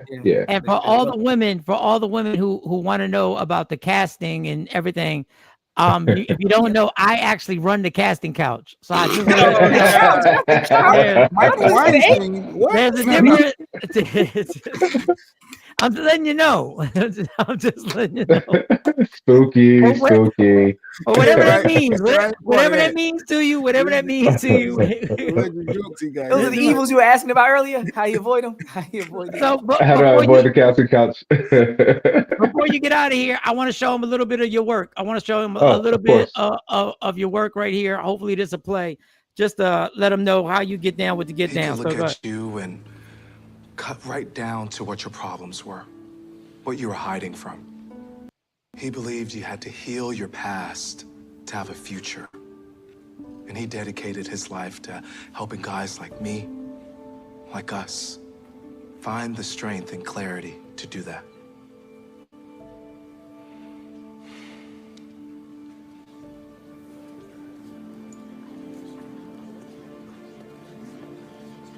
Excuse me, Joe.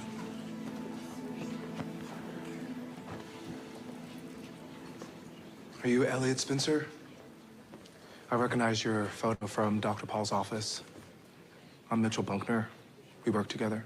Mitchell, it was a very nice speech you gave. I didn't know him like you did. Dr. Paul told me some stories about you and what you do now. What can I help you with, Mitchell? Help me prove the explosion wasn't an accident. Paul was killed by Austin Kurlander.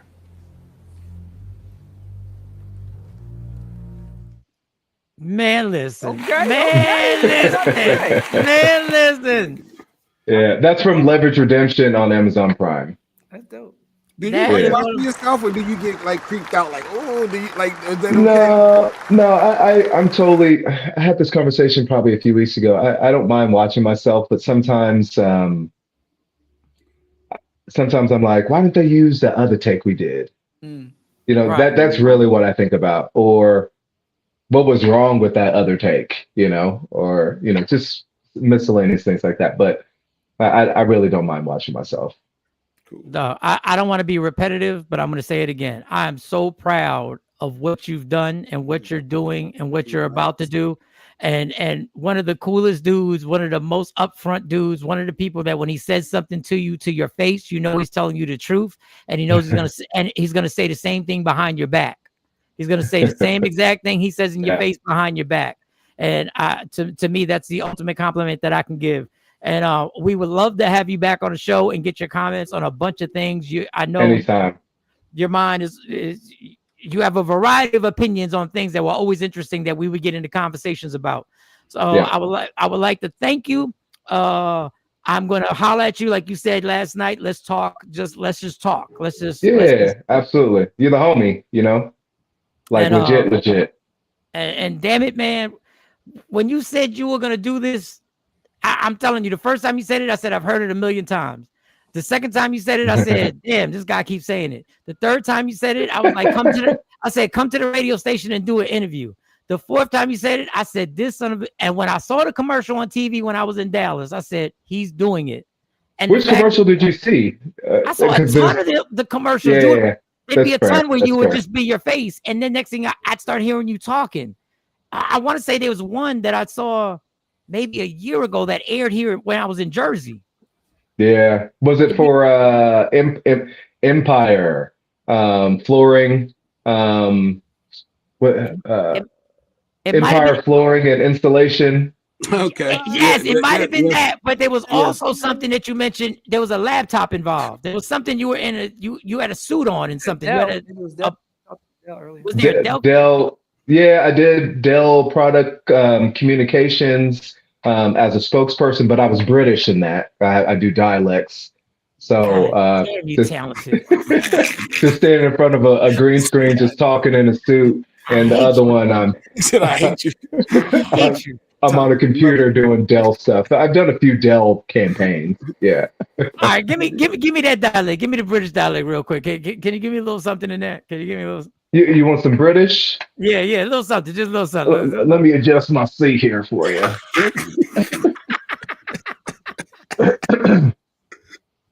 All right, Michael Sean and Jay Black and Aaron, I really appreciate you having me here on the show.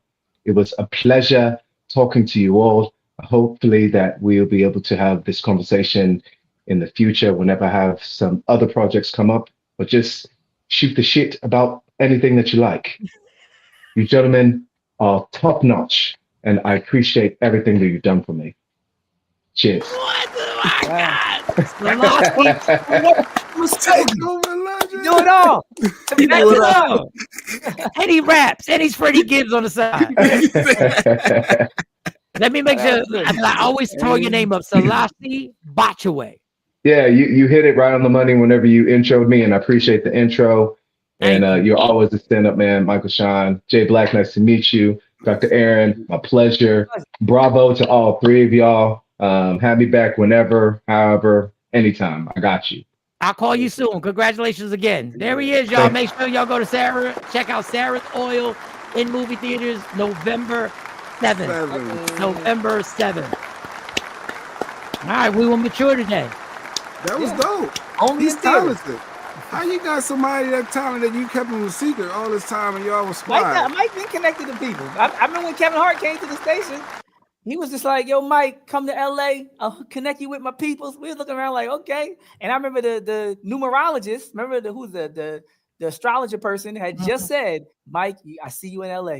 You're going to get an opportunity. I was spooked out that day. It was like 2 weeks later, Kevin Hart's on the show talking something, come to LA. I saw that take place right there live. The psychic said, Mike, I see you in LA. The numbers and everything else. 2 weeks later, Kevin Hart was like, come to LA. I'll connect you with my agent, blah, blah, blah. And I was looking back and forth like, is this a stunt or a joke? And it was really happening. It makes no sense for y'all not to be in the upcoming film that he's doing. Like, it's coming up, 2026. Y'all got the, like I said, if I had any acting, I would be like, yo, I can act too. I mean, I could be a real person. But it's y'all. That's what y'all do. Y'all was we film episode from on set. You know, we can do episode of the podcast on set. Well, I'm a talk to him. We want to keep in touch. So Kevin Hart might hit me up like Varnell Hill did. Yo, hit me. No, Kev was serious. Kev was dead serious. Kev has called me. He asked him like 3 times that day. Yeah. Mike was like, I don't know, blah blah. He was like, Mike. Kev was leaning in like, no, it's nothing. He basically saying just I'll make the Ms. call. Clark said, and the movie will be there on November the 8th and the 9th, and so forth. So it ain't just November 7th. I just agree. I agreed with her earlier. I said she was right. You know how this show go, Mike. You know they don't care. They come with their comments. Kevin said, go to LA. Who needs LA, people? I'm about to go to the UPS mail store. Who needs LA? Where's my name tag? Where's my name tag at? What's that movie with Boomerang? Who's the one? Martin Lawrence doing the mail? Who's doing the mail? Boomerang. Man, I'm doing overnight deliveries. I'm doing overnight deliveries. All right. Well, so great show, y'all. Everybody, great show. But November 8th, we're gonna be at the Q Spot. November 8th at the Q Spot. Comedy show. How do you say Diane? Deani's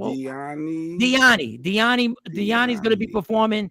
She's doing her thing, incredible vocalist. So Deani will be in the building. I'm gonna get Deani on the show. I'm gonna reach out to her, make sure we get on the show. And that's it, y'all. Great show, great activity last night. Shout out to Jay Black once again. Cheers to Rap Professor with Takeover Legend, the whole crew. We went to see Sarah's Oil. Woo! The movie is amazing. November 7th, right? November 7th. What we going to? What's the name of the movie? Sarah's Oil. It was amazing. Michael Sean and the Takeover Legend, where the truth